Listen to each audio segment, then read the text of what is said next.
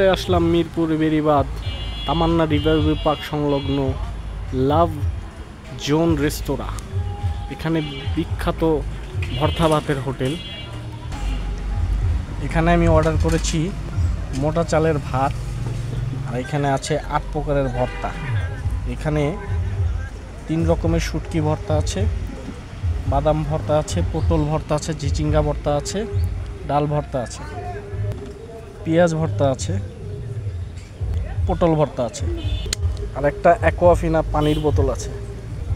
এখানে French fry আর বেগুন ভাজা আর তেলাপিয়া মাছ আছে, তেলাপিয়া ফ্রাই। খেতে অনেক সুস্বাদু। আপনারাও চলে আসুন, একবার ট্রাই করে দেখুন, ভালো লাগবে।